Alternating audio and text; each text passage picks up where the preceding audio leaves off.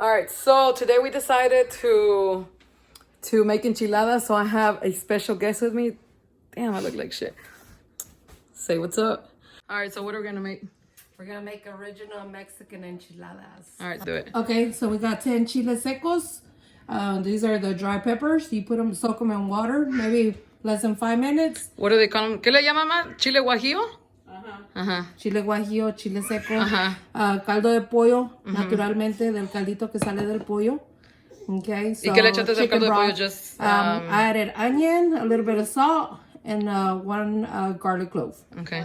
Ajá. Okay, le voy a agregar orégano, garlic, 1/4 onion, and nor Suiza. That's the secret ingredient. What, the nor Suiza? Yeah. All right, so now we're just going to put all the ingredients in the blender. I personally own a Vitamix because that's just, I don't know, I think those are the best blenders out there, but you don't have to have one. If you don't have a Vitamix or like a high power blender, then you do have to colar el chile. You have to get a little, strain it. You get to strain it pretty much.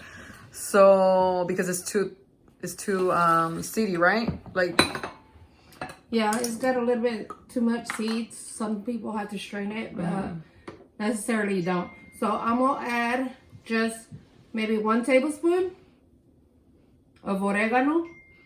and then you added the caldo de pollo, which is the chicken broth, and the Chilles Guajillos.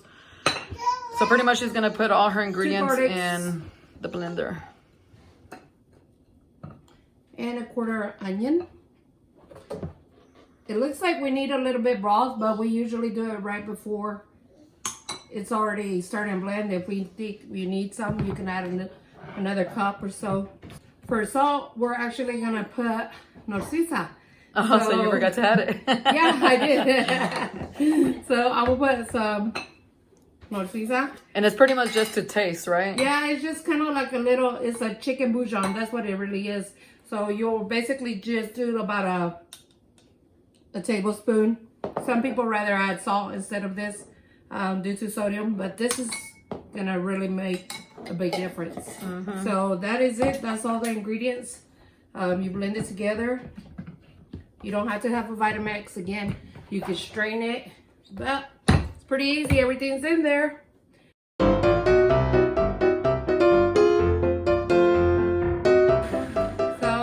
Just depends the consistency you want. I left it pretty thick.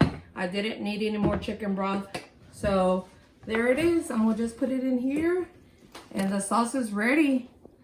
The thicker you want it, the less chicken broth you're gonna put in there. How thick do we like? We like it kind of just not like watery, but a little bit, well, you'll see right now once we get the consistency one.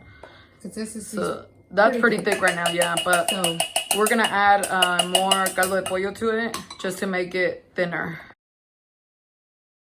Okay, so what we're going to do is we're going to put our chicken, which is where we got our chicken broth from. We're going to put in the salsa and the chile. Okay, kind of dip it in there. Do this to wipe the excess. Okay, you don't want it too strong. Some people, again, don't want it that strong. So this would be the way to do it. Just stick it in there. Do the excess to the side. And that's how thick we left the consistency, by the way. But if you still want it a little bit thinner than that, you can add more chicken broth to it. I put a hole on top so you can just squeeze it out. Oh, perfect. Yeah. This is exactly what I want. So if you don't have that fancy stuff, this is what we did. Okay, so here we start. You grab your tortilla, dip it in your sauce, kind of wipe out the excess if you want, or you can leave it thick. Either way.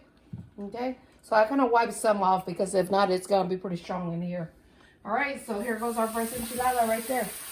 Just stick it in there. Does the tortilla matter, like what brand you use? It really doesn't. Unfortunately, there are some tortillas that kind of fall apart while you're doing this.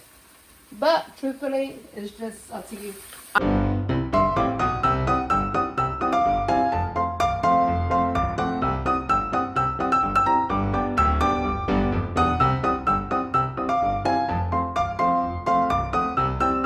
Put just a little bit of oil on top, a fast one, nothing too much, just to turn it around and make sure it's cooking. They cook pretty fast. And I have my little comal here on a medium. So if y'all hear my baby in the background, he's just spoiled brat and he's with grandma, so. And she spoils him. So how long do you keep it on each side? So I just kind of noticed that it starts cooking, get it a little bit kind of like a frying on the sides. So they're pretty good to go. You can either put them on your plate flat, or you can start rolling them while you're on top of have them here. Kind of saves you the burning sensation. Some people like to fill their enchilada with potato. I've heard of carrots, many things, okay? But it's up to you. You really don't have to. So this is ready. If it's good to roll, it's gonna roll. Okay, so that means it's pretty cooked if it's ready to roll. So, and the oil's optional. You can add more if you want it a little bit more. My husband likes them practically burnt. Oh, yours does too. Esteban does too. He likes them, like, he likes us to leave it in there for like a few minutes on each side to get it like really crispy. I personally like mine kind of soggy. I like them soft too. Yeah, so everybody is like your preference. You want to go ahead and add the chicken? So I'm gonna go ahead and add that chicken. I'm gonna put a little bit of oil here too.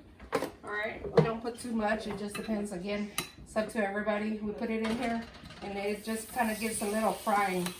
Yeah, it's not gonna cook because the chicken's already cooked.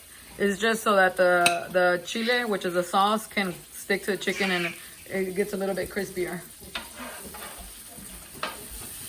Okay, so that's pretty much it for getting our stuff ready.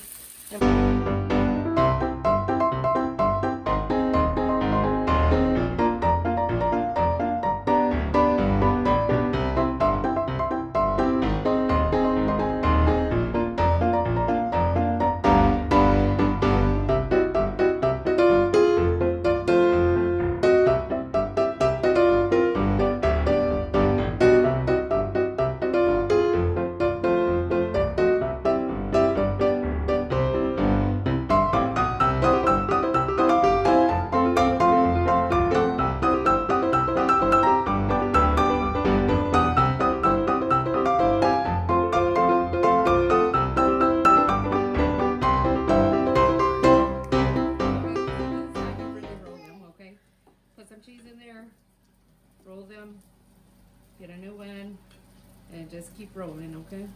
Doesn't take but a minute or two. They stay pretty warm, so be careful of those fingers. So we only put cheese on ours, but the lady from Mi Ranchito, she added cheese and onion. I had never seen that before. And some people, again, put carrots or fill it with potato. Of course, a lot more carbs. I'm sure it's just as delicious. And how many do we normally put to a plate? We normally put it up to 6 in a plate. Okay. And then obviously we serve ourselves more. Yeah, if you want more. Yeah. Okay, so this is it. And now we got to put all the toppings on top, okay? Okay, so we're going to put some sour cream. It's mixed with a little bit of vinegar from our jalapeños. So that's our secret ingredient. Yeah. It's always good. I've heard people put milk. It's up to you. It's up to you. So because we like it a little bit runnier. This is the way to put it. Okay. We're still going to put a little bit of cheese on top. Okay. Everybody's preference is different. Some people put cabbage. Some people put some lettuce. Okay. So it's up to you. Today we had cabbage in hand, so that's what we're using. Yep. A few tomatoes on top. Again, toppings are optional. It's up to you if you want to put them or not. Okay. So again, it's optional. You put whatever you want. This is our avocado right there. Up to everybody what you want to add. And we definitely always put our jalapeños. Okay. So we got a jalapeno going on top of here. And to top it off, we're going to put our chicken. Again, we keep cheese handy because we love cheese. Put a little bit on top, and here you go. That's it. Enjoy.